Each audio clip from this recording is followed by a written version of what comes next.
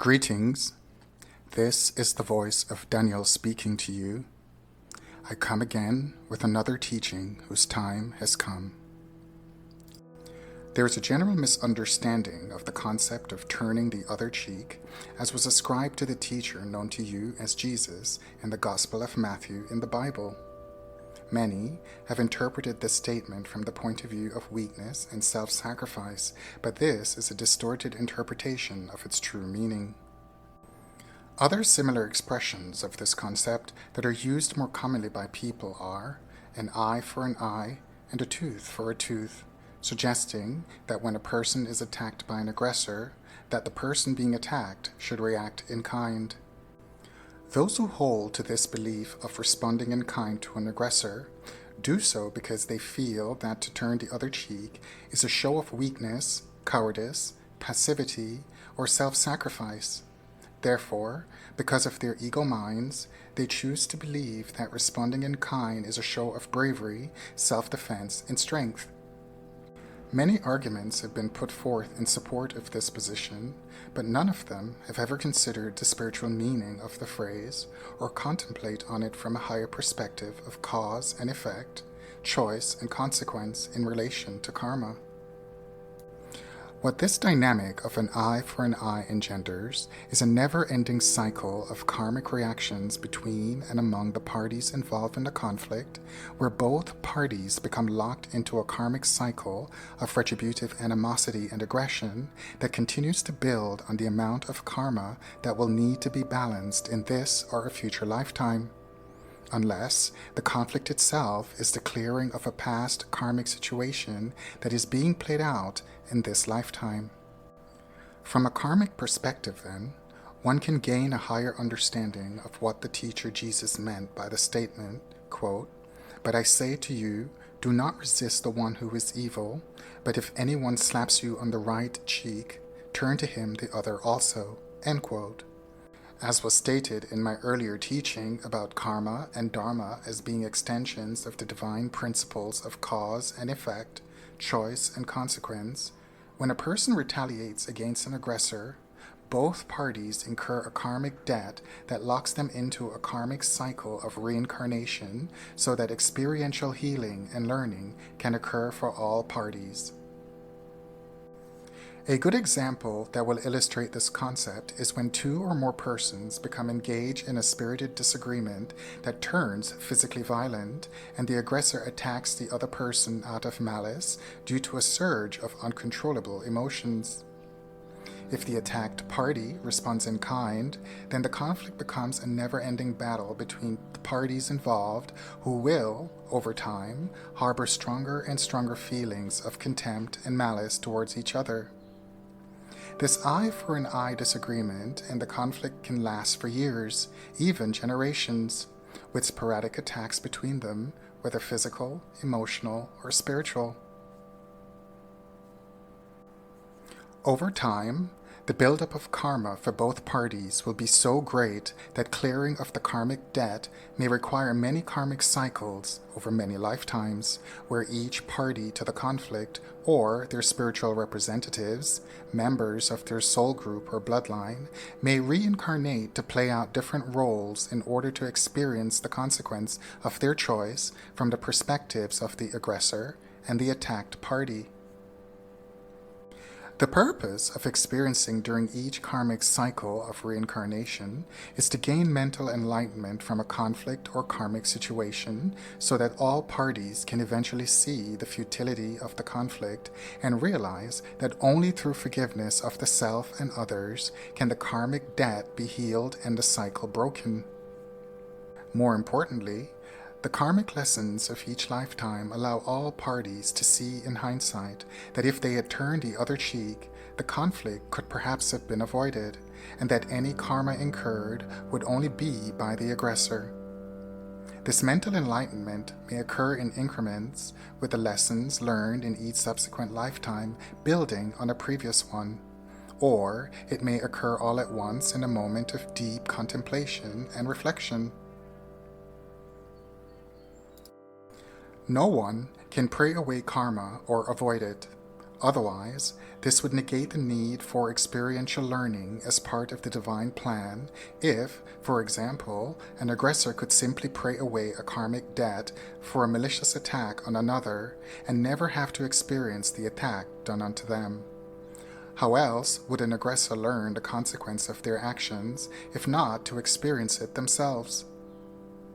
When karma is incurred, it keeps you trapped in the cycle of reincarnation on this plane of existence until the karmic debt is healed and released. Only then are lessons learned and you are able to graduate to higher levels of experiencing and having life purposes of greater responsibility and importance for the collective. This is why I encourage everyone to have a general understanding of their birth chart, which serves as a blueprint for the various karmic and dharmic events that are destined to play out in this lifetime. It is important for you to realize that the vast majority of people experiencing on this plane of existence at this time are simply here to heal past karma for themselves or their ancestors. Because many people do not know the makeup of their birth charts for this lifetime, they live their lives blindly seeking to know what their divine life purpose is or what they are here to do. The fact that most people have an awareness or feeling of having a life purpose, even when they have no idea what that purpose may be, is evidence that karma and reincarnation are the fundamental processes of the creation experiment by which karmic debts are healed and experiential learning occurs for all souls without exception. Having a general understanding of your birth chart, one can get a snapshot of the major karmic challenges they are here to heal in this lifetime, as well as any dharmic blessings that are in store if they are successful in doing so. In each lifetime, choice is the key determinant of whether a person will be successful or not in healing a karmic debt in each lifetime. Because of the dual polarities of the creation experiment, that of love or fear, each choice sets up a series of experiential consequences that must be played out. Choices made in fear will usually cause a soul to fail in healing a karmic debt, as this energetic polarity is not conducive to compassion and forgiveness of the self or others, which are both prerequisites to healing a karmic debt and breaking karmic cycles. When you know your birth chart and have a general knowing of the karmic challenges that will unfold in your life, you are able to overcome them without fear and make the right choices to heal them once and for all. I implore you to think on this nugget of wisdom for a moment, as herein is the key to freeing yourself from the karmic and reincarnation cycles. There is no other way. Have you ever wondered why in the crucifixion story of Jesus that he never resisted capture or retaliate in any way against the brutal beatings and contempt of his attackers? Why did he not make any attempt to resist or defend himself? This is a testament to the teacher leading by example and following his own teaching. He turned the other cheek to his attackers and allowed karma to accumulate for the aggressors alone, while his dharmic blessings manifested for him by transcending death of the body, as the story goes. In this context of karmic cycles, the truth of the phrase, "Father, forgive them, for they know not what they do," becomes clear, as he was now freed from the karmic and reincarnation cycles in this plane of existence. The karmic cycles will endure for as long as it takes for all parties to attain mental enlightenment from healing karmic situations in each lifetime. Because there is no time frame by which karmic debts must be healed, healing of a karmic situations may occur in the current or a future lifetime, or passed on generationally to their offspring, who will become their spiritual representatives and proxies to the past karmic conflict. This is why the concept of praying for forgiveness of a karmic debt is a distorted understanding of cause and effect, choice and consequence. Only by experiencing the consequence of a choice can a karmic debt be healed, released, and the cycle broken through awareness and forgiveness. There are countless examples of this eye for an eye paradigm playing out in societies around the world between people and countries, with prolonged conflicts as an outcome of past disagreements and wars, where each party holds true to the retaliative belief in an eye for an eye without any awareness of the karma that is being created collectively.